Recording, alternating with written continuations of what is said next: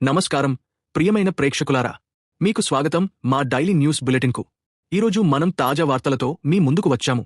ఈ బులెటిన్లో ప్రాంతీయ నుంచి అంతర్జాతీయ వరకు వివిధ విభాగాలలో ఆసక్తికరమైన అప్డేట్స్ ఉన్నాయి.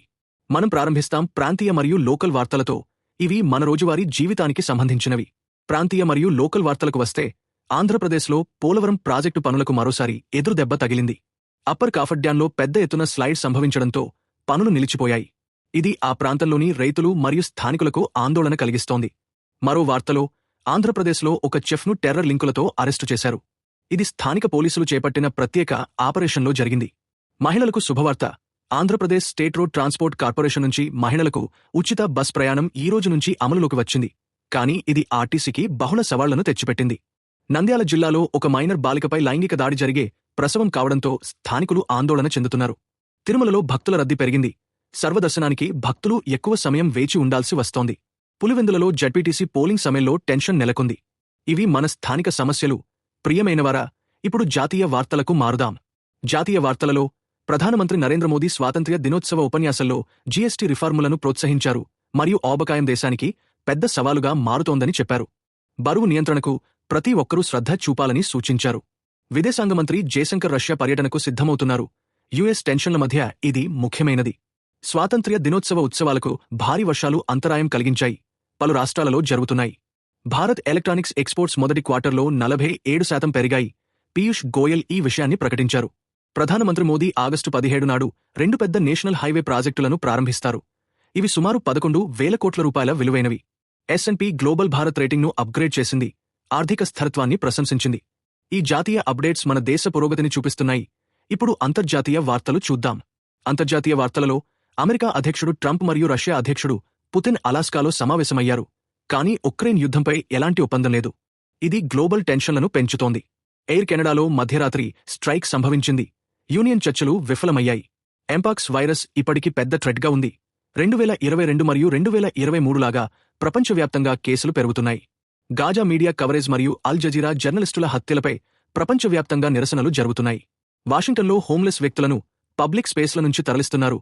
అరెస్టులు పెరిగాయి. బంగ్లాదేశ్ నుంచి తాజా రిపోర్టులు వస్తున్నాయి. ఈ గ్లోబల్ ఈవెంట్స్ మనల్ని ఆలోచింపజేస్తాయి. ఇప్పుడు వ్యాపార మరియు ఎకానమీ వార్తలకు వద్దాం. వ్యాపార మరియు ఎకానమీ విభాగంలో, యుఎస్ నెగోషియేటర్లు ఆగస్టు 25 ఢిల్లీ పర్యటనను పోస్ట్పోన్ చేశారు. భారత్తో ట్రేడ్ చర్చలు స్టాల్ అయ్యాయి. భారత్ జీడీపీ గ్రోత్ గత క్వార్టర్లో 7.4% పెరిగింది. ఇది సర్ప్రైజ్. ట్రంప్ టారిఫ్లు భారత్పై స్టూపిడ్ అని యుఎస్ ఎకనామిస్ట్ జెఫ్రీ సాచ్ విమర్శించారు. మోదీ రైతులను రక్షించడానికి వాగ్దానం చేశారు. టాక్స్ కట్ చేశారు మరియు సెల్ఫ్ రిలయన్స్ ను ప్రోత్సహించారు. ఇండియాసియన్ గూడ్స్ ప్యాక్ట్ రివ్యూ అక్టోబర్లో జరుగుతుంది. ఈ అప్డేట్స్ మన ఎకానమీని బలోపేతం చేస్తాయి. ఇప్పుడు సైన్స్ మరియు టెక్నాలజీ వార్తలు. సైన్స్ మరియు టెక్నాలజీలో, $2 వన్ డ్రాప్ బ్లడ్ టెస్ట్ 15 నిమిషాల్లో హిడెన్ డిసీజెస్ ను గుర్తిస్తుంది. ఏ హెల్ప్తో నెక్స్ట్ జెన్ బ్యాటరీలు లెథేమియాను రీప్లేస్ చేయవచ్చు. లైట్నింగ్ ఫాస్ట్ ఏఏ టూల్ ఫ్యూషన్ రియాక్టర్లలో సేఫ్ జోన్లను స్పాట్ చేస్తుంది. కొత్త కార్బన్ అలాట్రోప్ సృష్టించబడింది. ఇది భవిష్యత్ మెటీరియల్స్కు ఉపయోగపడుతుంది. వెబ్ స్పేస్ టెలిస్కోప్ మొదటి బ్లాక్ హోల్స్ను స్పై చేసింది. ఈ ఇన్నోవేషన్లు మన భవిష్యత్తును మారుస్తాయి. ఇప్పుడు హెల్త్ వార్తలకు. హెల్త్ విభాగంలో, మేరీల్యాండ్ అఫోర్డబుల్ కేర్ యాక్ట్ ఫండ్ను అబార్షన్ కేర్కు ఉపయోగిస్తోంది. వెక్సాస్ అనే కొత్త డిసీజ్ మిడ్లైఫ్లో సడన్గా వస్తుంది. ఫీవర్స్ మరియు ఫ్యాటీగ్ లక్షణాలు.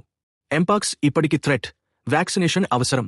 రోజుకు 60 గ్రాములకు మించి ఆల్మండ్స్ తినడం డిఎన్ఏను ప్రొటెక్ట్ చేస్తుంది మరియు ఆక్సిడేటివ్ స్ట్రెస్ను తగ్గిస్తుంది. అమెరికాలలో 10 దేశాలలో మీజిల్స్ అవుట్బ్రేక్లు. మరణాలు 16. ఈ హెల్త్ టిప్స్ పాటించండి. ఇప్పుడు క్రైమ్ మరియు లా వార్తలు. క్రైమ్ మరియు లా విభాగంలో, కొత్త క్రిమినల్ లాస్ భారత్లో అమలులోకి వచ్చాయి. అమిత్ షా దీనిని స్వాతంత్ర్యం తర్వాత అతిపెద్ద రిఫార్మ్ అన్నారు. టెర్రరిజం మరియు ఆర్గనైజ్డ్ క్రైమ్కు స్ట్రిక్ట్ పనిష్మెంట్లు. చిల్డ్రన్ను క్రైమ్లలో ఉపయోగించడం పెరుగుతోంది. ఢిల్లీ హైకోర్టు జువెనైల్ ఏజ్ను రీఫిక్స్ చేయాలని చెప్పింది. మహారాష్ట్ర స్పెషల్ పబ్లిక్ సెక్యూరిటీ బిల్కు అసెంట్ విత్హోల్డ్ చేయాలని అమ్నెస్టీ ఇంటర్నేషనల్ ఓపెన్ లెటర్. ఇలా చేంజెస్ జస్టిస్ సిస్టమ్ను మారుస్తాయి. ఇప్పుడు స్పోర్ట్స్ హైలైట్స్. స్పోర్ట్స్ విభాగంలో, బ్లూ జేస్ జార్జ్ స్ప్రింగర్ను 16 గేమ్ల తర్వాత యాక్టివేట్ చేశారు. Orioles prospect Dylan Beavers MLB debut చేస్తున్నాడు. Aston Villa versus Newcastle United మ్యాచ్లో ఎక్సైటింగ్ హైలైట్స్. బెట్స్ సాక్రిఫైస్ ఫ్లైతో డాడ్జర్స్ ప్యాడర్స్పై విన్ చేసి NL వెస్ట్లో టై చేశారు. టామ్ బ్రాడీ స్టాచ్యూ గిలెట్ స్టేడియంలో అన్వీల్ చేశారు. ఇప్పుడు ఎంటర్టైన్మెంట్ మరియు లైఫ్ స్టైల్. ఎంటర్టైన్మెంట్ మరియు లైఫ్ స్టైల్లో, షారుఖ్ ఖాన్ ట్రోల్కు క్లాప్ బ్యాక్ ఇచ్చారు. రిటైర్మెంట్ సూచనకు సమాధానమిచ్చారు మరియు షోల్డర్ ఇంజరీ తర్వాత హెల్త్ అప్డేట్ ఇచ్చారు.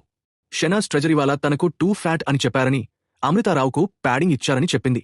అజయ్ రావుత్ తన భార్య సప్నతో డివోర్స్పై సైలెన్స్ బ్రేక్ చేశారు. Janhvi Kapoor fashion trends share చేసింది. నోరా ఫతేహి మస్కిలిన్ మ్యాన్ను ఎంచుకోవడం గురించి మాట్లాడింది. స్వాతంత్ర్య దినోత్సవానికి 10 ప్యాట్రియాటిక్ సాంగ్స్ ట్రెండింగ్. ఇప్పుడు వాతావరణ రిపోర్ట్లో భారత్లో ఆగస్టు నెలలో వెరీ హాట్ వెదర్. సగటు టెంపరేచర్ డిగ్రీలు 88 నుంచి 84 ఫారెన్హీట్. 257 మిల్లీమీటర్ల వర్షపాతం. 10 రోజులు వర్షముంటుంది. నార్త్లో టెంపరేచర్ స్లైట్ డిక్రీజ్. సౌత్లో సిగ్నిఫికెంట్ రెయిన్ఫాల్. తదుపరి వారంలో స్టార్మ్లు మరియు cooler air. Extreme weather alerts పాటించండి. చివరిగా హ్యూమన్ ఇంట్రెస్ట్ స్టోరీతో పాజిటివ్ నోట్పై ముగుస్తాం. ఒక ఇన్స్పైరింగ్ స్టోరీలో సరెండర్ చేయబడిన మంకీలు మరియు ట్రామా సఫర్ చేసిన పీపుల్ ఒకరికొకరు ట్రస్ట్ లెర్న్ చేసుకుంటున్నారు. ఇది హీలింగ్ ప్రాసెస్. ఇది మనల్ని హ్యూమానిటీ గురించి ఆలోచింపజేస్తుంది. ధన్యవాదాలు ప్రియమైన ప్రేక్షకులారా. మళ్ళీ కలుద్దాం తదుపరి బులెటిన్లో. జై హింద్.